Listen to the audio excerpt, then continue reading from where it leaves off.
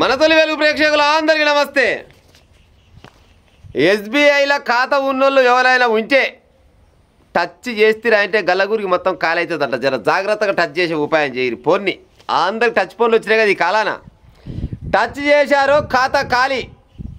APK ఫైల్స్తో cyber నేరగాళ్ళ పంజా. SBI పేరిట లక్షలాది మందికి సందేశాలు పంపుతున్నారట, మెసేజ్లు వస్తున్నాయట. ఏపీకే ఫైల్స్ అని వస్తున్నాయంట, మీరు కేవైసీ అప్డేట్ చేసుకోరని చెప్తున్నారట.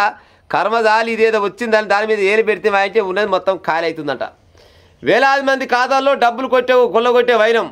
సీఎం మంత్రులు జర్నలిస్టు గ్రూపులో హ్యాక్. ఇక చూడురి, సీఎం అంట, మంత్రులంట, జర్నలిస్టుల అందరు హ్యాక్ అవుతున్నాయట. దాదాపుగా మా ఛానల్లో కూడా హ్యాక్ అయినాయి. జర మా అమ్మగారు చూసుకునే ఉపాయం చేయరు. ఇంకా ఆధార్ అప్డేట్ చేసుకోవాలంటూ వాట్సాప్ సందేశం, లేదంటే ఖాతాలో బ్లాక్ అవుతుందని హెచ్చరికలు. ఈ మోతవారులు ఆధార్ కార్డు అప్డేట్ చేయాలి, కేవైసీ చేయాలి, జరగదని క్లిక్ చేయాలని మెసేజ్ వస్తుందంట. మెసేజ్ రాగానే ఎస్బీఐ పైన ఉంటుంది కదా, ఎస్బీఐ అంటే నా బ్యాంక్ అయినా, నా బ్యాంక్ అయితే అమ్మ మంచి మునగాని బ్యాంక్ అయినా అనుకొని పుసుక్కున్న దాని మీద ఏలు పెడితే గల్లగురికి మొత్తం ఖాళీ అవుతుందంట. సైబర్ నేరగాళ్ళు ఎక్కువైపోయారు, కష్టాన్ని చేతగాని ముండా కొడుకులు ఎక్కువైపోయారు. చదువుకొని దేశానికి ఏదైనా ఉపయోగపడాలి, లేకపోతే దానికన్నా ఉపయోగపడాలనుకునే ఉద్దేశం చేయరంటే ఎంతసేపటికి వాళ్ళ స్వార్థం వాళ్ళే చూసుకుంటూ తప్పితే అంతకు మించింది ఇంకోటి లేదు. కష్టం చేస్తే పొద్దుదాకా చేస్తే 1500 వస్తాయి. ఏది ఆయమన్నా కష్టం చేస్తే మామూలు కూలినాలు చేసుకున్నకైతే 500 కంటే ఎక్కువ రావు. వీళ్ళు మాత్రం కంప్యూటర్ల ముందర కూర్చొని ఇంత పలకలకే ఉంటాయి, ఇటు ముందర కూర్చొని మెసేజ్లు పంపుకుండా కూర్చున్నట్ట. మెసేజ్ రాగానే ఏదో మెసేజ్ వచ్చిందని మనం దాన్ని బట్టి ఓపెన్ చేస్తే అంటే ఖాతా మొత్తం ఖాళీ అయిద్దంట. ఇంట్లో సీఎంలను ఇచ్చిపెడతలేరు, నా మంత్రులను ఇచ్చిపెడతలేరు, జర్నలిస్టులను ఇచ్చిపెడతలేరంట. చూడు మరి మంత్రులు అంటే మరి మన కేంద్ర మంత్రులు రాష్ట్ర మంత్రులే కావచ్చునా, అందరు కావచ్చునా, మరి అందరూ అయితే కావచ్చు. కానీ ఎవరైనా లెక్కేయాల.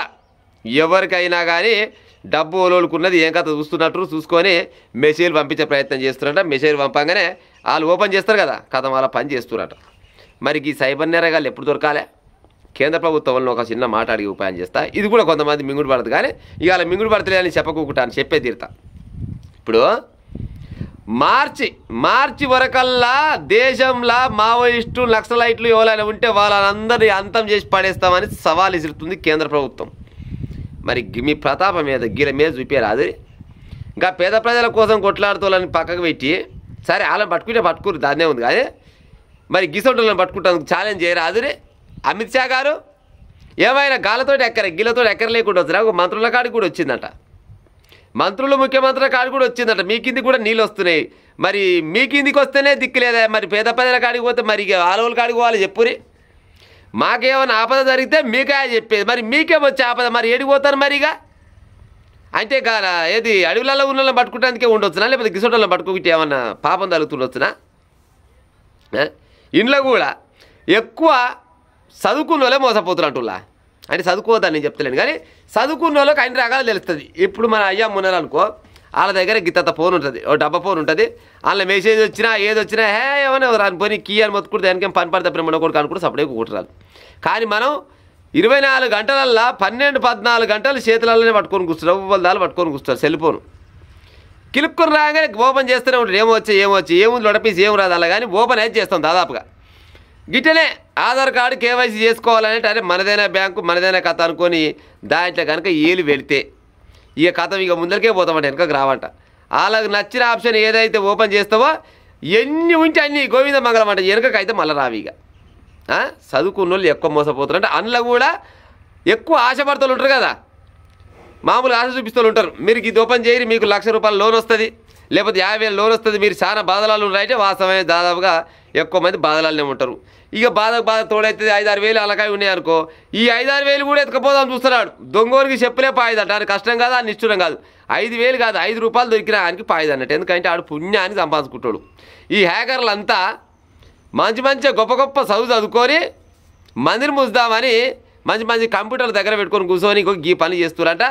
కేంద్ర ప్రభుత్వం వాళ్ళు మమ్మగాని మీరు జర్ర వీళ్ళపైన శ్రద్ధ పెట్టి హ్యాకర్లను దొరికించుకొని ఎన్కౌంటర్ చేస్తూ చూసినావు. నేనేమన్నా పేదల కోసం కొట్లాడుతోళ్ళని గాలని ఎట్టయితే ఎన్కౌంటర్ చేస్తురో గట్ట ఎన్కౌంటర్ చేసే ఉపాయం చేయరాదు అమిత్ షా సారు.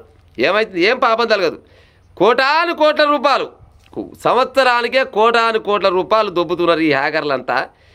గాలని జర 4 రోజులు ఓళ్ళ పెట్టి గిల పని చేయించి ఉపాయం చేయి. ఏమవుతుంది?